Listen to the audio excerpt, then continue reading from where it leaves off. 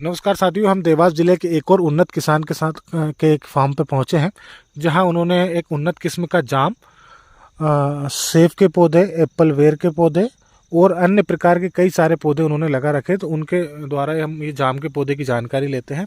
आपका नाम बता दीजिए। रामशंकर जाट। आपने जो अपने फार्म पे ये जाम का पौधा लगा रखा है जिसमें ये फल आ रहा है, ये कौन सा जाम है? इसको थाई पिंक बोलते हैं। थाई पिंक का। तो ये जो है कितने समय में फल देने लगता है? ये हर हमेशा फल देते हैं। ये पूरे 12 मासी ये फल देते हैं। फल देते हैं। और आप देख भी सकते हैं वीडियो में कि भाई साहब ने इसमें गेहूं का फसल भी ले रहे हैं और साथ के साथ उनके जाम के पौधे भी रेडी होते जा रहे हैं और उसमें फल फूल लगना शुरू हो चुके हैं। तो ये हमको उन्नत किसान मिले, तो इसलिए हम इनके शाम को 5, साढ़े 5, 6 बजे के आसपास इनके फार्म पे विजिट करने के लिए आए हैं। तो ये पूरा थाई पिंक जाम का जो बगीचा लगा हुआ है, साथ ही साथ इन्होंने ये एप्पल है ना, एप्पल के पौधे भी लगा रखे हैं। ये देखिए इनका जो एप्पल है,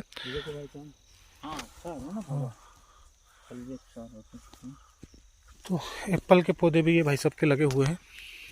और साथ ही साथ एप्पल वेर, एप्पल यानी सेब का पौधा भी लगा हुआ है इनका, और एप्पल वेर का पौधा भी लगा हुआ है। मुख्यतः हम इनके फार्म पर विजिट करने के लिए आए थे वो सागौन के संबंध में, क्योंकि इनको सागौन हमसे लेके लगवाना है, तो उसके संबंध में हमें विजिट करने के लिए आए थे। तो साथ ही साथ हमने इनका इंटरेस्ट जाना, इनकी रुचि जानी। तो रुचि देखकर हम बड़े प्रसन्न हुए। अच्छा लगा कि भाई साहब खुद पहले से भी सजग है, एक्टिव है।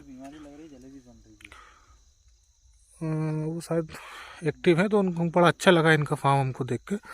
तो हम अन्य किसान साथियों से भी कहते हैं। अच्छा, दूसरा ये पौधा और बता दीजिए, ये भी वायरल होगा आपका।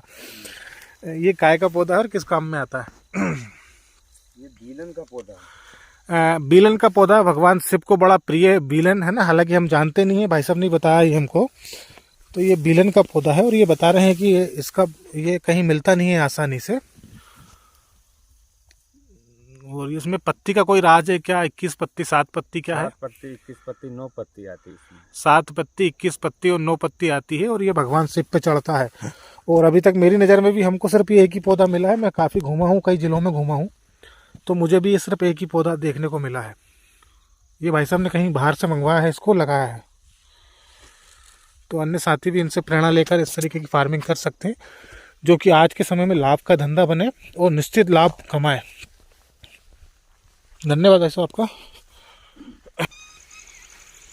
इन्होंने पहले से हमसे पहले ही कुछ सागौन के पौधे लगा रखे हैं स्वेच्छा से, तो हम वो पौधे को भी देखना चाहते हैं कि कैसा क्या उसका ग्रोथ है और कौन सा वो पौधा है सागौन का, किस वैरायटी का पौधा है। तो वो भी हम देखते हैं, फिर देखने के बाद उसका एनालिसिस करके उसका बताएंगे कि वो सही है, गलत है, या हमारे पौधे ज़्यादा बेहतर रहेंगे। वो सब चीज़ देखते हैं। शाम को करीब 6 बजने को है और हम ये देवास जिले के खिड़किया गाँव, देवास जिले की खातेगांव तहसील के खिड़किया गांव में एक फार्म पर विजिट करने के लिए आए। ये इच्छुक हैं सागौन टीक को लगवाने के लिए। भाई साहब का ये टीक का प्लांटेशन इन्होंने किया हुआ है एक मेड़ पे। हालांकि यहाँ टीक देख के हमको इसका ग्रोथ ठीक ठाक तरीके से नहीं मिला, जितना हम अनुमान कर रहे थे वैसा नहीं। करीब 3, साढ़े 3 फीट का ग्रोथ है और 1 साल के लगभग का ये पौधा होने वाला है। तो अब यहाँ पे भाई साहब हम हमारे माध्यम से कुछ पौधे लगाएंगे और उनका 1 साल में लगभग 15 से 18 फीट, 20 फीट तक का ग्रोथ होता है। उस पर डिपेंड करता है कि कुछ जगह पे क्या है कि ज़मीन के माध्यम से कुछ अंतर पड़ जाता है। तो ये भाई साहब का टीक का प्लांटेशन था। ये खुद एक सजग किसान है, उन्नत किसान है, लेकिन टीक की वैरायटी में कहीं ना कहीं वो शायद सही तरीके की वैरायटी नहीं लगा पाए। इस वजह से इनका जो ग्रोथ है करीब 2-3 फीट का ही पौधा इनको बना पाया। तो देखिए इस तरीके से मेड़ पर, बंड पर इन्होंने टीक का प्लांटेशन कर रखा है और आने वाले दिनों में निश्चित तौर से ये लाखों का उत्पादन इस खेती से लेंगे। लाखों का ये फिलहाल ले रहे हैं, पर एक और बहुत बड़ा उत्पादन ये लेंगे। तो अन्य किसान साथी या मेरे क्षेत्र के किसान साथी भी इस तरीके से अपने खेत की मेड़ पर टीक का, सागौन का प्लांटेशन करके एक निश्चित आय कमा सकते हैं।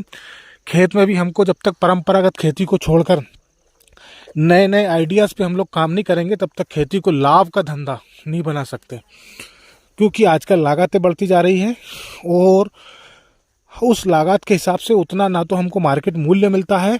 और लगभग सभी किसान सेम खेती करते हैं। जैसे किसी एक किसान ने गेहूं को लगाया तो दूसरा भी गेहूं लगा रहा है। इसकी वजह से मार्केट भी हमेशा उतार चढ़ाव बना रहता है। क्वालिटी अच्छी है तो गेहूं 2000 रुपये, 2500, 3000 रुपये जाएगा। क्वालिटी कम है तो गेहूं कम रेट में जाएगा।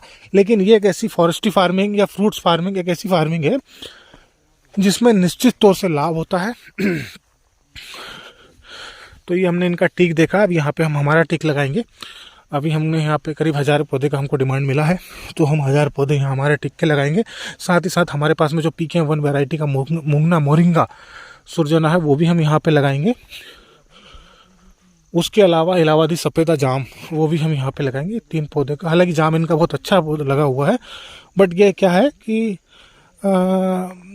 ये हमारे यहाँ 2, 4, 5 साल के लिए सक्सेस होता है, इसके बाद में इसका फ्रूटिंग कम हो जाता है।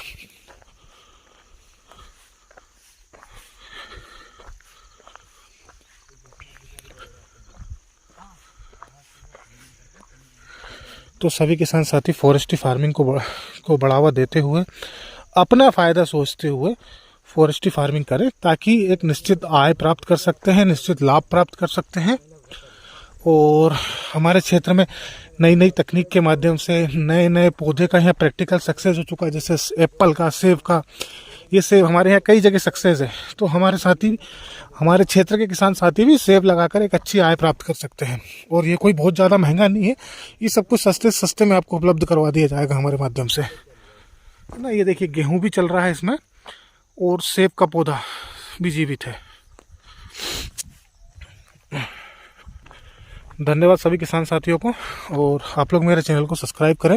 हालांकि मेरे को इतना एडिटिंग वगैरह नहीं आता, और थंबनेल वगैरह लगाना करना है कि उसमें थंबनेल लगाऊं और लोगों को रिझाने के लिए, है ना। मैं ऐसा जो वीडियो बनाता हूँ वैसा का वैसा यूट्यूब पर डाल देता हूँ। तो आप लोग सब्सक्राइब करें, इसको बढ़ावा दें, ताकि मैं अन्य ऐसे वीडियो बनाकर वो डालता रहूँ।